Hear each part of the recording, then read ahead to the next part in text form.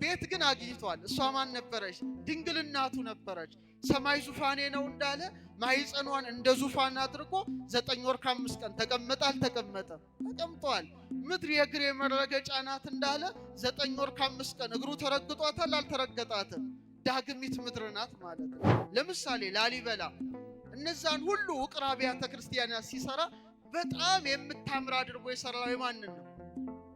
ቤተ ማርያም ናት አይደል? 12 ምሰሶ አድርጎ የሰራት የድንግል ማርያም መቅደስ እና ነገስታቱ ሁሉ ለድንግል ማርያም በጣም ጽኑ ፍቅር ነበራቸው።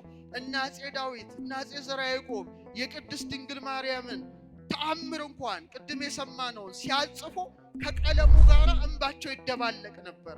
ምናቸው? እንባቸውን ጠብ ያደርጉ ነበር ይላል ታሪካቸው እኮ ነው።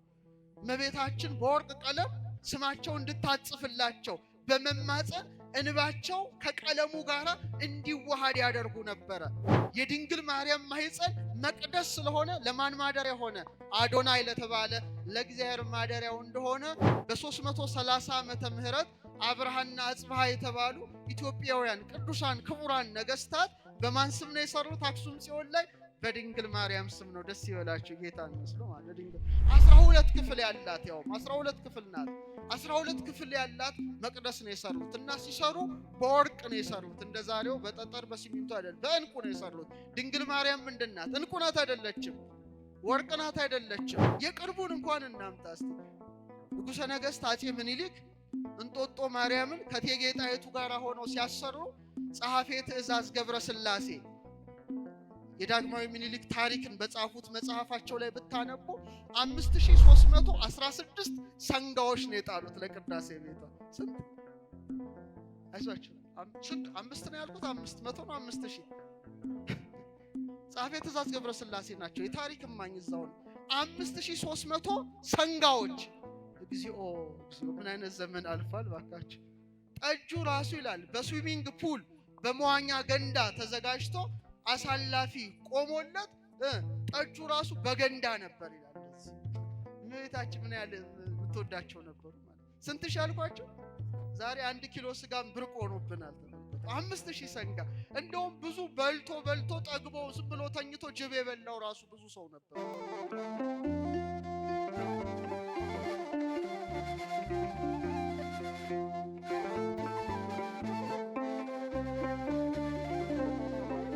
በስመ አብ ወወልድ ወመንፈስ ቅዱስ አሃዱ አምላክ። አቤቱ ጌታችን አምላካችን ንጉሳችን ሕይወታችን ብርሃናችን ተቀዳሚ ተከታይ የሌለ የአብ የባህሪ ልጅ ኢየሱስ ክርስቶስ ሆይ ከባህሪ አባት ከአብ ከባህሪ ሕይወት ከመንፈስ ቅዱስ ጋራ ክብርና ምስጋና አምልኮትና ወዳሴ ላንተ እናቀርባለን።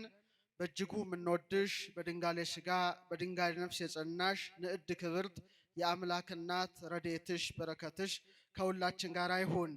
ክቡራን አባቶቻችን ሊቃውንተ ቤተ ክርስቲያን፣ የተወደዳችሁ የተከበራችሁ የክርስቶስ ቤተሰቦች ምእመናን ምእመናት ሁላችሁም አንድ አምላክ በሚሆን በአብ በወልድ በመንፈስ ቅዱስ ስም እንደምን አደራችሁ? እንደምን ቆያችሁ? እንደምን ሰነበታችሁ?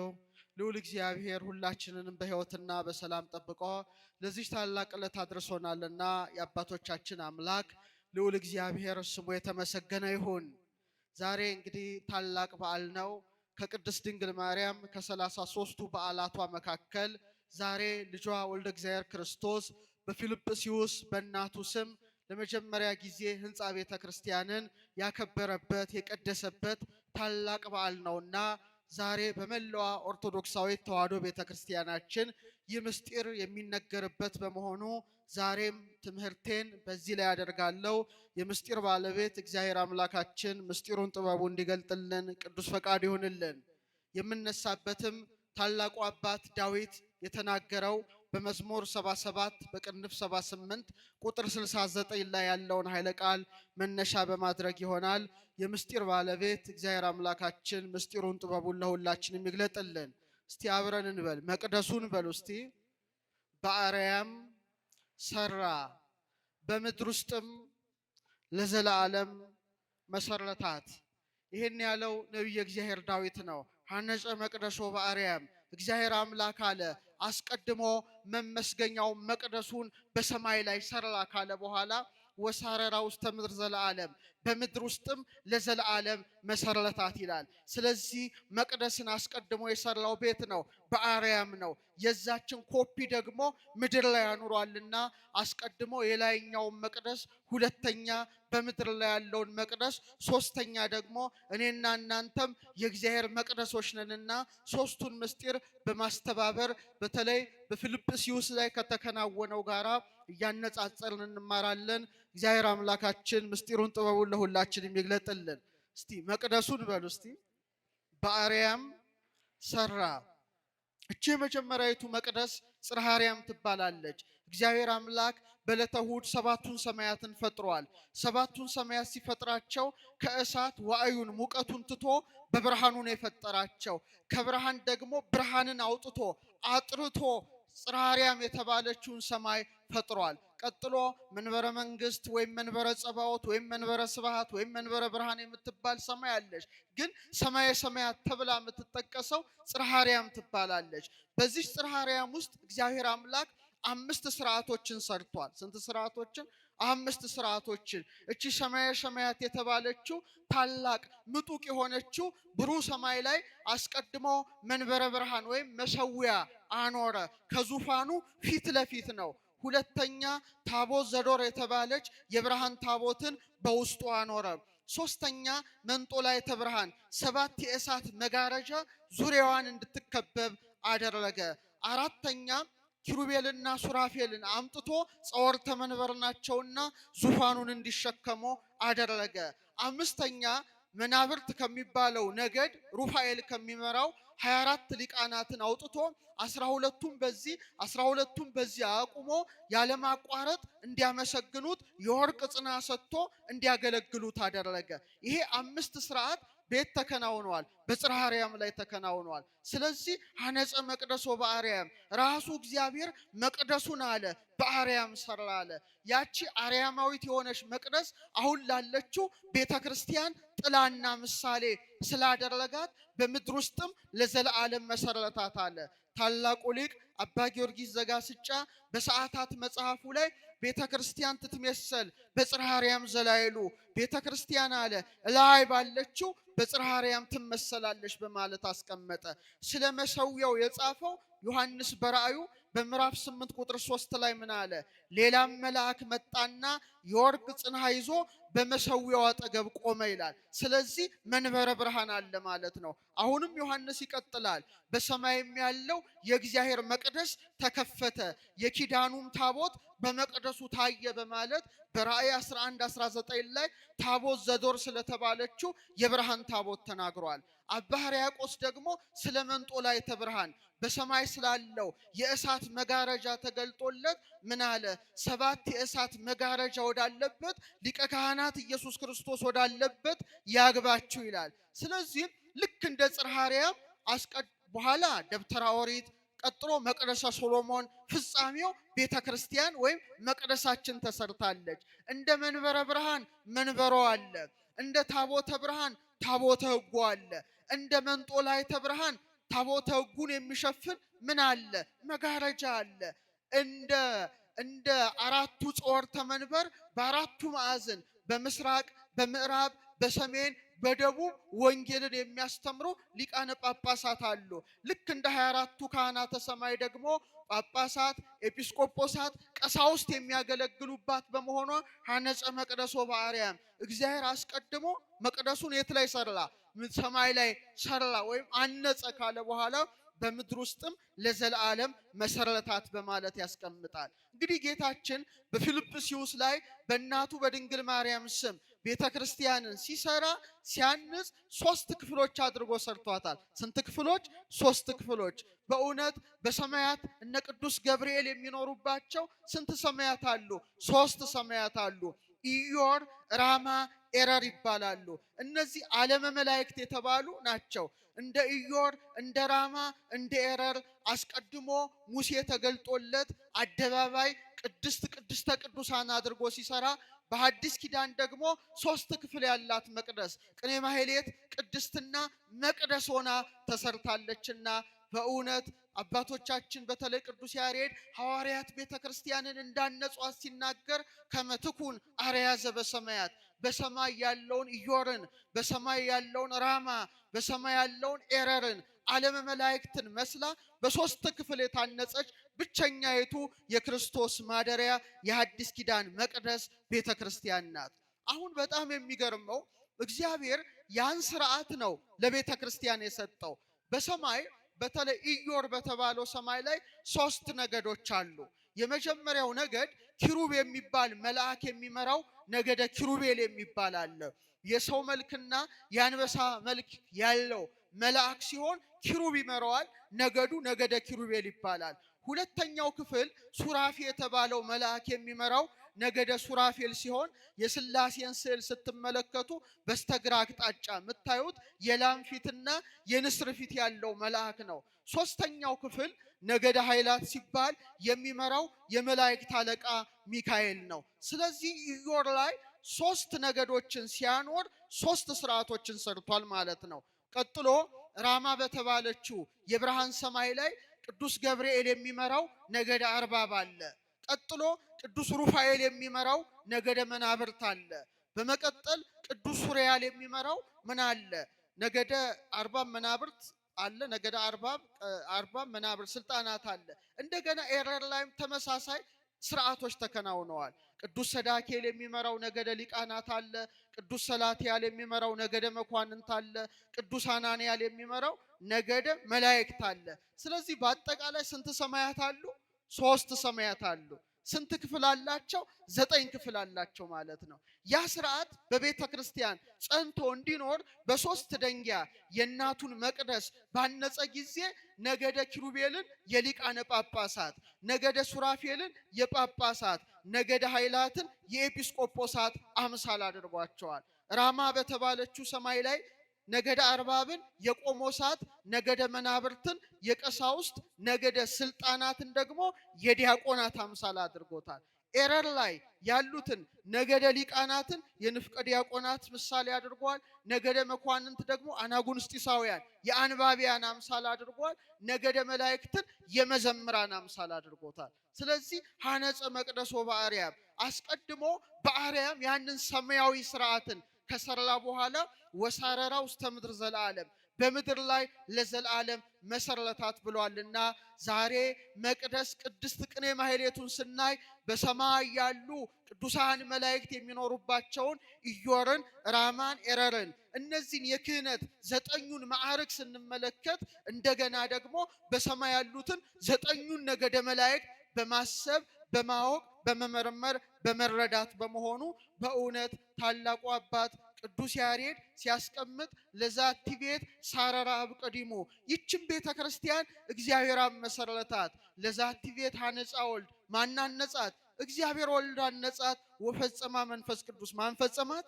መንፈስ ቅዱስ ፈጸማት ብሎ አስተምሯል። ስለዚህ ነቢየ እግዚአብሔር ዳዊት አስቀድሞ ስለ አርያማዊት መቅደስ ቀጥሎ ደግሞ ስለ ቤተ ክርስቲያን መንፈስ ቅዱስ ገልጾለት ተናግሯል። ይህ ብቻ አይደለም።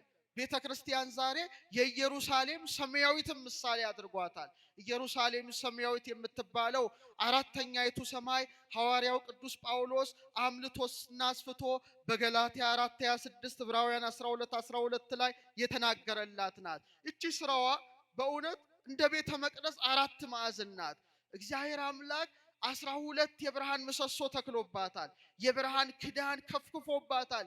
እጅግ ያማረች ናት። ታቦት ዘዶር የተባለች የብርሃን ታቦት በውስጧ ተቀምጣለች። እቹም የማን ምሳሌ ናት? የአማናዊት ታቦት የእግዝእትነ ማርያም ምሳሌ ናት። ረድኤቷ በረከቷ ይደርብን። በኢየሩሳሌም ሰማያዊት ወውስቴታ ታቦት ዘዶር ዘያበር በጸዳለ ስሉስ ቅዱስ በስላሴ ጸዳል የምታበራ ስዕለ ስሉስ ቅዱስ የታተመባት ታቦት ዘዶር እንደነበረች በተመሳሳይ መልኩ በምድራዊት ኢየሩሳሌም ደግሞ የአምላክ ታቦት የሆነች ማን ተገኘች? ቅድስተ ቅዱሳን ድንግል ማርያም ተገኘች። ያቺ ኪሩቤል ከበዋታል። እችኛዋ ግን በኪሩቤል ላይ የሚቀመጠውን አምላክ በማህፀኗ በመሸከም በጀርባዋ በማዘል በክንዷ በመታቀፍ ኪሩባዊ ሰረገላ ሆና የተገለጠች በመሆኗ ቤተክርስቲያን ዛሬ የኢየሩሳሌም ሰማያዊት ምሳሌ ናት። እዛ ውስጥ 24 ነገሮች አሉ። አንደኛ 12ቱ ነገደ እስራኤል ስም ተጽፎባታል። በመቀጠል ደግሞ የ12ቱ ሐዋርያት ስም ተጽፎባታል። ሲደመር ስንት ይሆናል? 24 ይሆናል። 24 ማለት ምን ማለት ነው? 24ቱ ሰዓታትን ይወክላል። ካህናተ ሰማይም ቁጥራቸው 24 ነው። እያንዳንዱ መልአክ በየሰዓቱ የሚቀርበውን ጸሎት ወደ እግዚአብሔር ፊት ያቀርባል። ዛሬም ቤተክርስቲያን ለ24ቱ ሰዓታት ምስጋና ማይቋረጥባት በስብሐተ ነጉም በሰርኩም ምስጋና በሌሊቱም ምስጋና ቅዱስ ቅዱስ ቅዱስ እያሉ የሚያመሰግኑ መላእክትን የመሰሉ በሰማይ መላእክት የወርቅ ጽና ይዘው እንደሚያጥኑ ጽናውን ይዘው ስብሐት ወክብር ለስሉስ ቅዱስ ይደሉ የሚሉ ካህናትን ሾሞባታልና በእውነት እቺ ቤተክርስቲያን ሰማያዊት ስርዓት በመያዟ ታላቁ አባት ዳዊት አስቀድሞ ዘምሮላታል። የቤተክርስቲያን በረከት ይደርብን። ዛሬ ቤተክርስቲያን በዓል ነው። በመቀጠል ቤተክርስቲያንን አሁንም የገነት ምሳሌ ያደርጓታል። የምን ምሳሌ? የገነት ምሳሌ። እግዚአብሔር አምላክ ገነትን የተከለው በምን አቅጣጫ ነው? በምስራቅ አቅጣጫ ነው። ምስራቅ ምን የሚወጣበት ነው? ፀሐይ የሚወጣበት ነው። አስተውሉ። ገነት ውስጥ 1 3 4 ስርዓቶች ተሰርተዋል። የቤተ ክርስቲያን ምሳሌ የሚሆኑ መጀመሪያ የሕይወት ዛፍ የምትባለውን በኦሪት ዘፍጥረት ምዕራፍ 2 ላይ ስታነቡ በገነት መካከል ምንን ተከለ ይላል? የሕይወት ዛፍን ተከለ። 12 ፍሬ የምታፈራውን የሕይወትን ዛፍ በገነት መካከል እግዚአብሔር አኖረ። ይህ ብቻ አይደለም፣ የሕይወት ወንዝ እንዲፈስ አደረገ። የምን ወንዝ? የሕይወት ወንዝ ይባላል። በጣም የተለየች በጣም የምታበራ የሕይወት ወንዝን እንድትፈስ አደረገ። ይሄ ሁለተኛው ነው። ሶስተኛው ደግሞ 4ቱን አፍላጋት ኤፌሶን፣ ግዮን፣ ጤግሮስ፣ ኤፍራጥስ የሚባሉ የወተት ወንዝ፣ የማር ወንዝ፣ የወይን ወንዝ፣ የዘይት ወንዝ ገነትን ተመሳቅለው እንዲያጠጧት አደረገ። ይሄን ያደረገ ማን ነው? እግዚአብሔር ነው። አዳምና ሔዋን ይህንን እያዩ እጅግ እየተደነቁ አምላካቸውን ሲያመሰግኑ ኖረዋል። ኋላ ግን አካለ ከይሲ ማደሪያ ልሳነ ከይሲ መናገሪያ ላደረገው ለእባቡ ቃል ተገዝተው ዕፀ በለስን በልተው ከኤዶም ገነት ተባረዋል። በኋላ ግን ያጡትን የሕይወትን ዛፍ አግኝተዋል። የሕይወት ዛፍ የተባለ ማን ነው? ኧረ መልሱልኝ። ኢየሱስ ክርስቶስ ነው። ያቺ ገነት አሁን በማን ተተካች? በቤተ ክርስቲያን ተተካች። ልክ እንደ ሕይወት ዛፍ ዛሬ በቤተ ክርስቲያን ምን አለ? ሕይወት የሆነው ቅዱስ ሥጋውና ክቡር ደሙ ዕለት ዕለት ይሰዋባታል። እንደ ሕይወት ውሃ ልጅነት ይሰጥባታል። ልክ እንደ 4 ወንዞች ደግሞ 4 ወንጌላውያን ማቴዎስ፣ ማርቆስ፣ ሉቃስ፣ ዮሐንስ የጻፉት ወንጌላት ይነበብባታል፣ ይተረጎምባታል። ዛሬ የማሩን ወንዝ፣ ዛሬ የወተቱን ወንዝ፣ ዛሬ የወይኑን ወንዝ፣ ዛሬ የዘይቱን ወንዝ የት እንመለከታለን? ቤተ ክርስቲያን እንመለከታለን። አባ ጊዮርጊስ ዘጋስጫ ምን ይላል? ዛሬ አለ የወተት ወንዝ ማን ነው? የማር ወንዝ ማን ነው ብሎ ይናገራል። ራሱ ኢየሱስ ክርስቶስ ነው ይላል። እንደ ወተት ወንዝ አድርጎ ወንጌልን፣ እንደ ማር ወንዝ አድርጎ ኦሪትን በነቢያት አድሮ የሰራ፣ እንደ ዘይት ወንዝ ልጅነትን የሰጠ፣ እንደ ወይን ወንዝ ደግሞ ወይነ ደግሞ ዕለት ዕለት እንዲቀዳባት ያደረገ ዛሬ ታላቋ ቤተ ክርስቲያን ተተክታለችና ዛሬ በቅጽረ ቤተ ክርስቲያን ስንሰበሰብ በኤዶም ገነት እጽዋት ስር እንደተቀመጥን አድርገን እናስባለን። ወደ ውስጥ ገብተን የክርስቶስ ሥጋውን ስንበላ ደሙን ስንጠጣ ከኤዶም ገነት የወይኑን ወንዝ እንደምንጠጣ ከዕፀ ሕይወት ፍሬ ቆርጠን እንደምንመገብ እናስባለንና ዛሬ ታላቋ ቤተ ክርስቲያን በእውነት በፊልጵስዩስ ስትመሰረት ገነት በምድር ላይ ተተከለች ማለት ነው። ወሳረራ ውስተ ምድር ዘለዓለም፣ በምድር ላይ ለዘላለም መሰረታት ብሎ ዳዊት እንዳስቀመጠ። ሌላው የቤተ ክርስቲያን አስደናቂ ምሳሌ ጠፈር ነው። እስቲ በሉ ድገሙት እስቲ። ጠፈር ነው። እንግዲህ ስለ ጠፈር ብዙ ነገር ማውራት ይቻላል። ነገር ግን እኛ በምንረዳው ልክ ቀና ብለን ስንመለከት ምን እናያለን? ፀሐይን፣ ሌላስ ጨረቃ፣ ሌላስ ከዋክብት፣ በብዙ ቢሊዮን የሚቆጠሩ ጋላክሲዎችን እንመለከታለን። እንግዲህ ፀሐይ በጣም ከፍተኛዋ ናት። በእውነት ፀሐያችን 3.9 ሲባዛ 10 ርቢ 26 ማለት 26 ዜሮ ጁል ጉልበት በሴኮንድ ታወጣለች። ማለትም 600 ሚሊዮን ሃይድሮጅንን ወደ ሂሊየም እንደመለወጥ ማለትም በብዙ ሚሊዮን የሚቆጠር ኒውክሌር ቦምብ በሉት ሪያክሽን ስታደርግ በሰከንድ እና እግዚአብሔር አምላክ በእውነት ጠብቆን ነው እንጂ ፀሐያችን ለ6 ሴኮንድ የምታወጣው ኃይል ወደ ምድር ቢወርድ የምድር ውቅያኖስን ያተናል። የጥቂት ደቂቃዎች ኃይሏ ደግሞ የምድርን ንጣፍ አብኑኖ ያጠፋዋል። እና ትልቁ ብርሃን ምንድነው? ፀሐይ። በመቀጠል ጨረቃ፣ ቀጥለው ምን አሉ? ከዋክብት አሉ። እና ጠፈራዊ ስርዓት ወይም የጠፈር ስርዓት ነው በቤተ ክርስቲያን የሚከናወነው። ዛሬ ሰማይን ለመመርመር ሰማይን ለማየት ቤተ ክርስቲያንን መመልከት ብቻ ይበቃል። እንደ ጠፈር ሆና ተሰርታለች። አሁን የቤተ ክርስቲያን ፀሐይ ማን ይመስላችኋል? በሰማይ ላይ ምን አለ? ፀሐይ አለ፣ ጨረቃ አለች፣ ከዋክብት ይገኛሉ። የቤተ ክርስቲያን ፀሐይ ማን ነው? ኢየሱስ ክርስቶስ ነው። ኢየሱስ ክርስቶስ ነው። ጨረቃ ብርሃንን ከምንድን ነው የምታገኘው? ከፀሐይ እንደምታገኝ ዛሬ እንደ ጨረቃ ሆነው ቀሳውስት ተሹመዋል ማለት ነው። ምክንያቱም ብርሃኑ ማን ነው? ኢየሱስ ክርስቶስ ነው ፀሐዩ። ሊቀ ካህናቱ ኢየሱስ ክርስቶስ ነው። እሱ የሾመው ሹመት ደግሞ ያ የሐዋርያት ሰንሰለት ዓለም እስኪያልፍ ድረስ ይቀጥላል። እና ቀሳውስቱ የቤተ ክርስቲያን ጨረቃ ሲሆኑ ፀሐዩ ማን ነው? ኢየሱስ ክርስቶስ ነው። ጨረቃ ከፀሐይ ከተለየች ብርሃን አልባ ናት።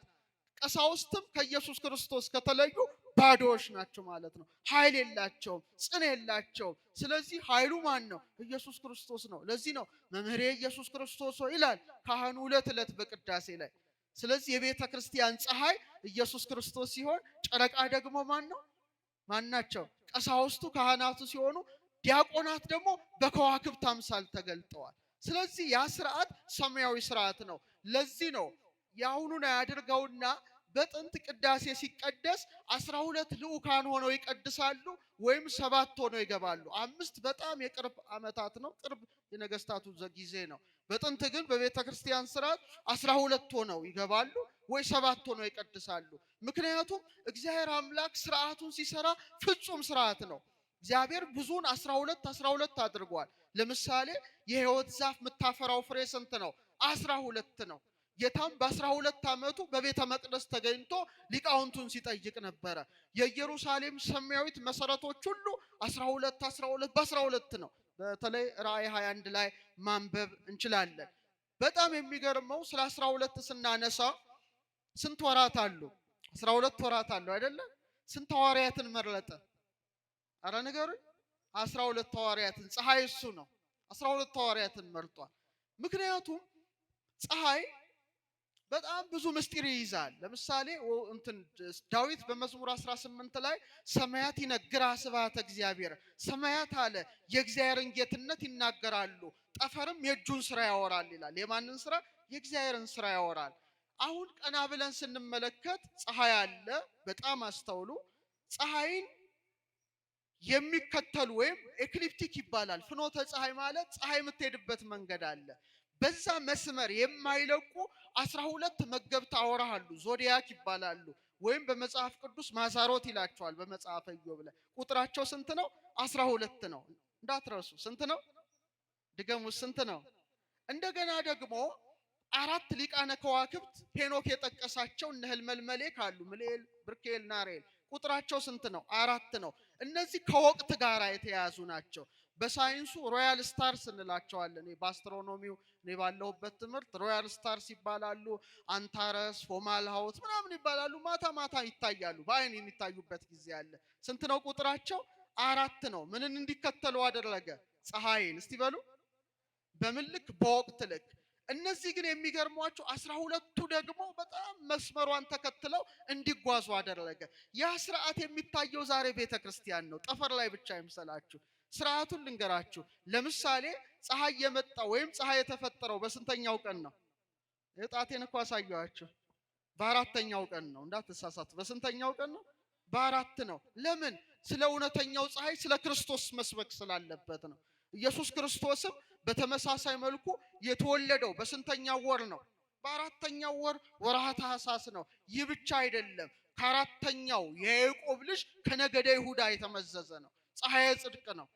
ስለዚህ ምድር ላይ ሲገለጥ ሰው ሲሆን ልክ እንደ አራቱ ሊቃነ ከዋክብት አድርጎ ስንት ወንጌላውያንን ብቻ መረጠ? 4 ማቴዎስን፣ ማርቆስን፣ ሉቃስና ዮሐንስን። እንደ 12ቱ መገብታ ወርሃ አድርጎ ስንት ሐዋርያት ብቻ መረጠ? ንገሩኝ። 12 አደረገ። በእነዛ አምሳል 12 ሆነው ይቀድሳሉ። እነዚያ ስጋዊ ናቸው። እነዚህ ደግሞ መንፈሳዊ ከዋክብት ሆነው ተሰርተዋል። ለማ ክርስቶስን በመከተል። ስለዚህ በሥርዓተ ቅዳሴ ወይም በመጽሐፈ ቅዳሴ ወይም በትርጓሜው መጽሐፍ ላይ 12 ሆነው ይገባሉ። ማለትም 12ቱ ሐዋርያትን የሚያንጸባርቁ 12ቱን መናዝል ምሳሌ ሆነው ማለት ነው። ስለዚህ ቤተ ክርስቲያን ጠፈር ናት። እንደገና 7 ሆነው ሊገቡ ይችላሉ። ስንት ሆነው? 7 ሆነው። ለሌዊ ነገዶችም ይሄን 7 ስርዓት ነው ያሳያቸው። 7 ሆነው ይገባሉ። እነዛ 7ቱ መገብተ ዕለታት ይባላሉ። ምን ናቸው እስቲ የሚነግረኝ? ፀሐይ፣ ጨረቃ አሉ። 5ቱ ፕላኔቶች ናቸው። መሪህ ማለት ማርስ ነው። አጣርድ ሜርኩሪ ነው። መሽተሪ ጁፒተር፣ ቪነስ፣ ዙሁራ፣ እነዚህ ዙሃል፣ ሳተርን በሰማይ የምናያቸው ናቸው ዕለት ዕለት። አሁን እንደውም በዚህ ወቅት ወደ ማታ አካባቢ ፊታችሁን ዞር አድርጋችሁ ወደ ምዕራብ ስታዩ በጣም ደምቃ ምትታያለች አይደለ? እሷ ምንድናት? ኮከብ አይደለችም። የአጥቢያ ኮከብ ወይም ዙሁራ የምትባለው ቪነስ ናት። እኔ ኢየሱስ የዳዊት ስርና ዘር የሚያበራም የንጋት ኮከብ ነኝ ይላል። ቀን ላይ ስትወጣ ጠዋት አካባቢ ኮከበ ጽባ፣ ማታ ላይ ኮከበ ምዕራብ። እነዚህ ብቻ 7 ናቸው። የት ያሉት? ሰማይ ላይ ያሉት። ኢየሱስ ክርስቶስ ለዮሐንስ ሲገለጥለት 7ቱ ከዋክብት በቀኝ እጆቹ ነበሩ ይላል። 7ቱ ከዋክብት በምን እጆቹ ነበሩ? በቀኝ እጆቹ። ልክ በዛ አምሳል ዛሬም ቀሳውስት ቅዳሴ ይገባሉ። ስንት ሆነው? 7 ሆነው። ይሄ ስርዓት ነው፣ ፍጹም ስርዓት ነው። 7 ፍጹም ነው። በኋላ በነገስታቱ ዝቅ ብሎ ወደ 5 ወርዷል። ግን እግዚአብሔር ሰውን ሲፈጥረው 7 ነገርን አስቀምጦበታል። ስንት ሰማያት አሉ? እስቲ ንገሩኝ። ኧረ መልሱ። 7ቱ ሰማያት አሉ። አቡነ ዘበሰማያት፣ በሰማያት የምትኖር አባታችን። ያ 7ቱ ሰማያት ፊታችን ላይ ታትመዋል። ስንት አይኖች አሉ? 2 አይኖች አሉ። ስንት ጆሮዎች አሉ? ቁጠሩ። ስንት አለ? 2። ስንት ያፍንጫ ቀዳዳ? 2። አትሳሳት፣ አንድ አይደለም። እዚህ ጋር አለ። ቁጠር እስቲ። 1 2። ስንት አፍ አለን? ሲደመር 7 በል። ጥበብ ቤቷን ሰራች፣ 7 ምሰሶችን አቆመች ማለቱ 7ቱን ሰማያት 7ቱን ዕለታት መክብበ ሕዋሳት በሆነው እግዚአብሔር እፍ ባለበት ሰማይና ምድርን ባጋጠመበት በሰውነታችን ላይ 7ቱ ስርዓቶች አሉ። ስለዚህ 7 ሆነው ይገባሉ። እነዛ ስጋዊ ናቸው። እነዚህ ደግሞ መንፈሳዊ ከዋክብት ሆነው የክርስቶስን ቅዱስ ስጋውን ክቡር ደሙን ይሰዋሉ። ስለዚህ በቤተ ክርስቲያን ስርዓት ቅዳሴ ሲቀደስ 2 መብራቶች ይቀመጣሉ መንበረ ታቦቱ ላይ። አንዱ በቀኝ ይቀመጣል፣ አንዱ በግራ ይቀመጣል። ዙሪያውን ደግሞ የቀንዲል መብራቶች እንዲበሩ ይደረግ ነበረ። በቀኝ የሚበራው የፀሐይ ምሳሌ ነው። በግራ የሚበራው መብራት ደግሞ የጨረቃ ምሳሌ ነው። ዙሪያውን ያሉት የቀናዲል መብራቶች ደግሞ የከዋክብት ምሳሌ ሆነው ተገልጠዋል። ስለዚህ ቤተክርስቲያን የምን ምሳሌ ናት? የጠፈር ምሳሌ ስለሆነች ሐነጸ መቅደሶ በአርያም፣ መቅደሱን አለ በአርያም ሰራ ካለ በኋላ ዳዊት በምድር ውስጥም ለዘላለም መሰረታት በማለት አስቀምጧል። ከቃሉ ጋር ናችሁ? እግዚአብሔር ከሁላችን ጋር ይሁን። በዛ አምሳል ነው ሙሴን ሲና ተራራ ላይ ያወጣው ነው። በቃ ይሄን ሰማያዊ ስርዓት አሳየው። ምድራዊ አይደለም። ደብተራ ኦሪት ምድራዊት አይደለችም። አሳየው ሰማያዊውን ስርዓት። በኋላ በዛች አምሳል ስራ ይለዋል። 3 ክፍል ነው ያሳየው የሰማያዊውን ስርዓት። ለዚህ ነው ያሬድ ምን ይላል?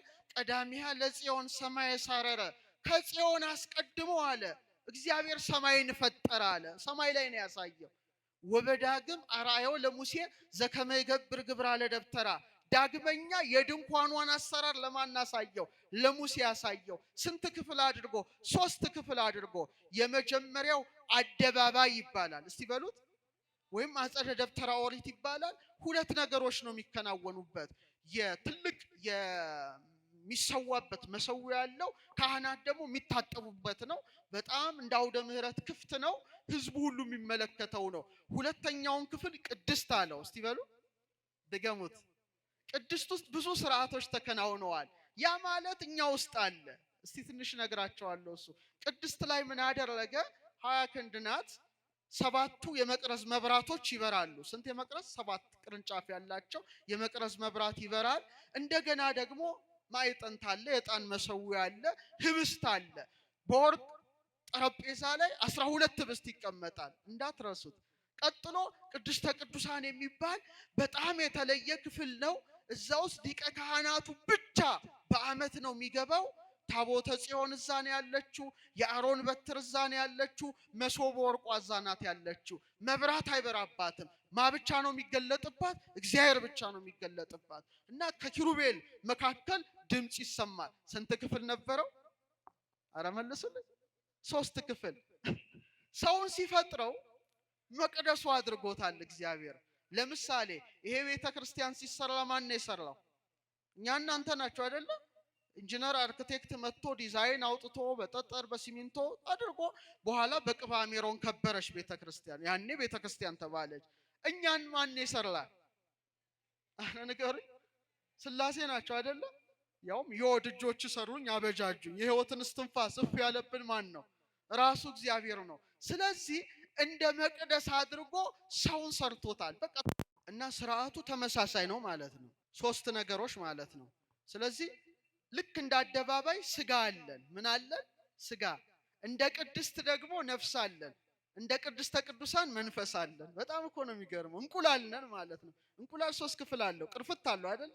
ቀጥሎስ ስትልጡ ነጭ ነገር አለው። መጨረሻስ ምን አለው? አስኳል አለው። ቅዱስ ጳውሎስ የሰላም አምላክ እግዚአብሔር ሁለንተናችሁን ይቀድሳልና ስጋችሁን፣ ነፍሳችሁን፣ መንፈሳችሁን ማለት ሰው ራሱ መቅደስ ነው። ፊልጵስዩስ ነው ማለት ነው። ራሱ መቅደስ ነው። እንደ አደባባይ ስጋ አለን። እንደ ቅድስት ደግሞ ነፍስ አለን። እንደ ቅድስተ ቅዱሳን መንፈስ አለን። አሁን ኮዱን እስቲ ትንሽ ልንገራችሁ። ቆማችሁ ራሳችሁን ተመልከቱት። ቆማችኋል። ቅድስት አለ። እስቲ አደባባይ የቱ ጋር ነው? ቅድስት የቱ ጋር ነው? የቱ ጋር እንደሆነ በሁለት መልኩ እግዚአብሔር ገልጦታል። ለዚህ ነው እናንተ እግዚአብሔር መቅደስ እንደሆናችሁ አታውቁም የሚለው። ለምሳሌ አደባባይን እንደ ሆድ ዕቃ፣ ቅድስትን እንደ ልብ፣ ቅድስተ ቅዱሳንን እንደ ጭንቅላት ሰጥቶታል። ማንን ሲፈጥረው? አዳምን ሲፈጥረው ማለት ነው። አደባባይ ላይ ምን ነበረ? በደንብ አስተውሉ። አደባባይ ላይ ምን ነበረ? ቅድም ነግሬያቸዋለሁ። የሚቃጠል መስዋዕት የሚሰዋበት ነበረ፣ የመታጠብ ስርዓት። ስለዚህ ከእሳት ጋርና ከንጽህና ጋር ይያያዛል። በተመሳሳይ መልኩ ሆድ ዕቃችሁ ምንድነው ስራው? ምግብ አያቃጥልም እንደ ጨጓራ? ጉበት ምንድነው ስራው? አንጀት ምንድነው ስራው? ኩላሊት ማጣራት አይደል እንዴ? የአደባባይ ስርዓት ነው። ልብ ደግሞ የቅድስት ስርዓት ነው ያለው። በቅድስት የዕጣን መስዋዕት እንደሚወጣ ሳምባችን ያለው የት ላይ ነው? ልባችን ላይ ነው። ብለን እንተነፍስበታለን። ይሄ ማለት ቅድስት ነው። 7 የመቅረዝ መብራት እንደሚበራ በተመሳሳይ መልኩ 7 መብራቶች ይበሩበታል። ምናችን ላይ? ልባችን ላይ። 12 ህብስት እንዳለ የ12ቱ ሐዋርያት ትምህርት ከልባችን በቃላችን ተወልዶ ይነገርበታል። ይሄ ለእግዚአብሔር ቅድስቱ ነው። ጭንቅላትስ ቅድስተ ቅዱሳን ነው አይደለም እንዴ? ጭንቅላት ምናችን ነው? ሰው የሚታወቀው በጭንቅላቱ ነው። በምኑ ነው? በፊቱ ነው አይደለ? ፓስፖርትም መታወቂያም ምናችሁ እጃችሁ ነው የሚነሳው? ፊታችሁ ነው። ፊታችን ይሄ ግጻዊ ነው። ይሄ ትልቅ ነው። የተባለበት አካል ነው። ስለዚህ እግዚአብሔር አምላክ ሰውን መቅደስ አድርጎ ሰርቶታል። እጃችንን ስንዘረጋ ምን እንሰራለን? ብሉይ ኪዳን ሐዲስ ኪዳን የሚነበብበት ሕያው መጽሐፍ፣ ሕያው መቅደስ ማለት ሰው ነው። ስንት እጆች ሰጠን እግዚአብሔር? አይዟችሁ 2። ስንት መዳፍ ሰጠን? 2። ስንት ጣቶች ሰጠን? 10። በቃ ምን ማለት ነው? ሰው ዝም ብሎ የተሰራ እኮ አይደለም። ኮድ ነው፣ ቀመር ነው፣ ራሱ ፊደል ነው፣ የሥላሴ ፊደል ነው። ልክ እንደ 2 እጅ ፍቅረ እግዚአብሔርና ፍቅረ ቢጽ አለን። እንደ 2 መዳፍ 2 ጽላቶች አሉ። እንደ 10 ቃላት ስንት ጣቶች አሉ? 10 ጣቶች አሉ። እግዚአብሔር አብ የሙሴን ሕግ በጣታችን የልጁን ሕግ ደግሞ በልባችን ላይ ነው የጻፈው። በምናችን ላይ ነው የጻፈው? በልባችን ላይ ነው ያተመው። ስንት እግሮች አሉን? 2 እግሮች አሉን። 4 ያለው የለም። 4 የበሬ የላም የፍየል የከርከሮ የአሳም ወዘተርፈ ነው። እነሱ ስንት እግር ነው የተሰጣቸው? 4 ነው። ለምን? የሚግጡትን ሳር የሚጠጡትን ውሃ እና መራባት ብቻ ነው ህይወታቸው። ከዚህ ያለፈ አይደለም። ይበላሉ፣ ይጠጣሉ፣ ይዋለዳሉ። ምድር እያዩ ነው የሚኖሩት። ስንት እግር ስላላቸው? አራት። ሰውን ግን እግዚአብሔር ሲፈጥረው መቅደሱ ስለሆነ ስንት እግር ሰጥቶታል? እንደ ያዕቁምና እንደ በለስ። ሰሎሞን መቅደሱን ሲሰራ ሁለት ምሰሶ ብቻ ነው ያቆመው። ያዕቁምና በለስ ሁለት እግር ብቻ። የእግዚአብሔር መቅደስ ስለሆነ አራት አይደለም፣ ሁለት ብቻ ነው የተሰጠ። ሰማይ ቀና ብለን እናያለን። ለምን? ሰማያዊት ርስት ስላለችን። ፀሐይን እያየን እውነተኛውን ፀሐይ ኢየሱስን እንድናስበው፣ ጨረቃን እያየን ካህናትን እንድናስብ፣ ከዋክብትን አይተን ዲያቆናት መንፈሳዊ ምስጢርን እንድናስብ ስንት እግር ሰጥቶናል?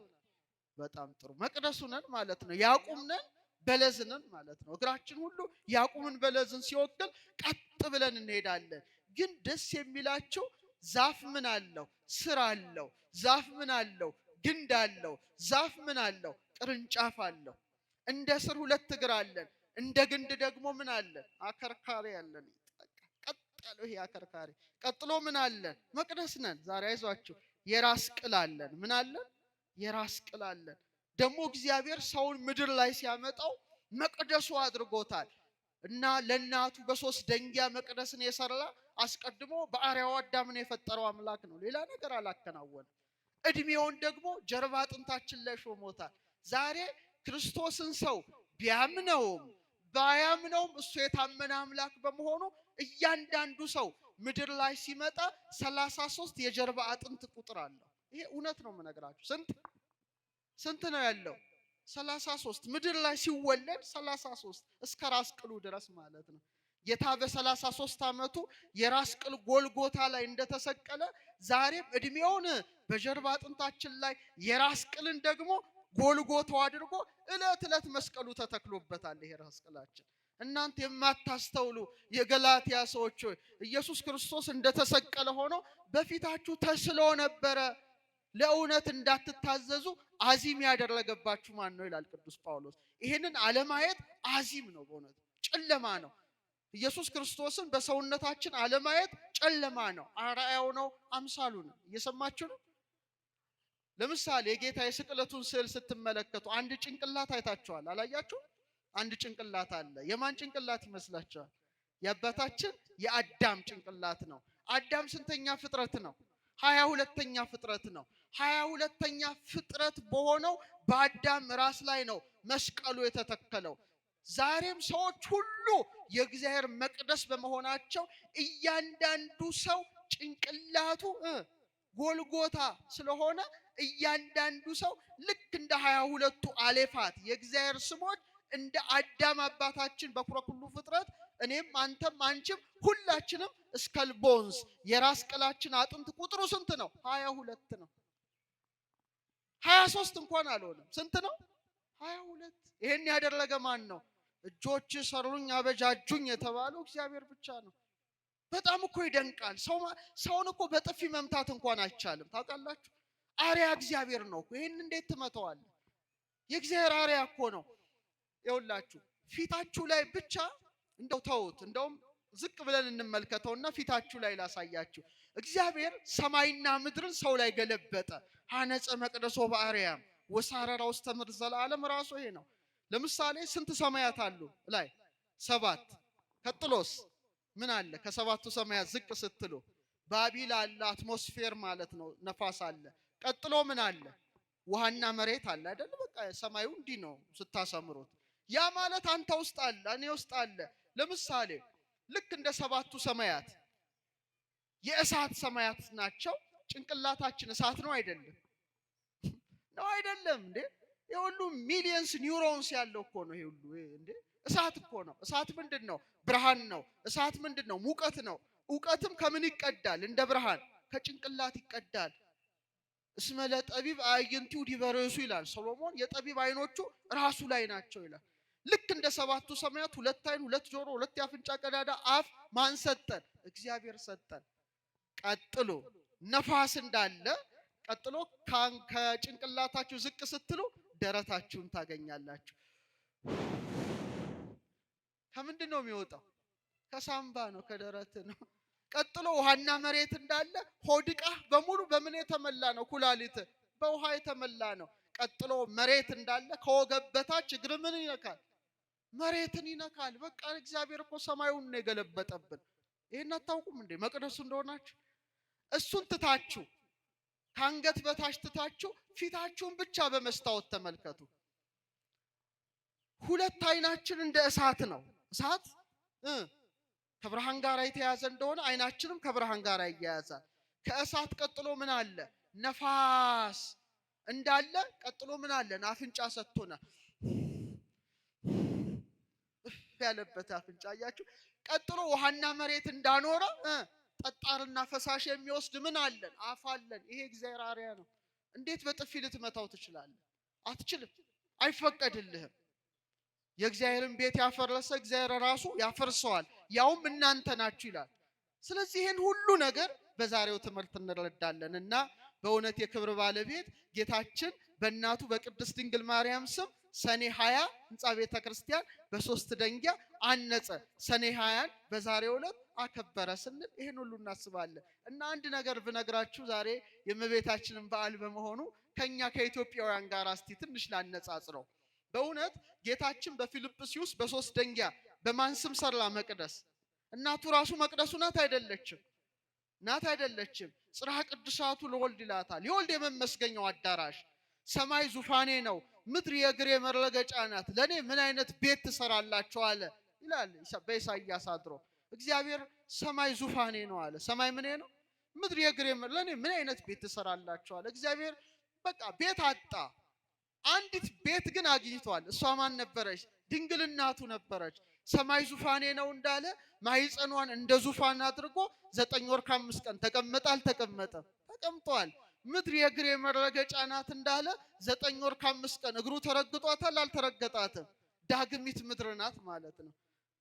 ሰማይ ወምድር ዘእያገምሮ እፎ እንጋ ማኅፀነ ድንግል ጾሮ።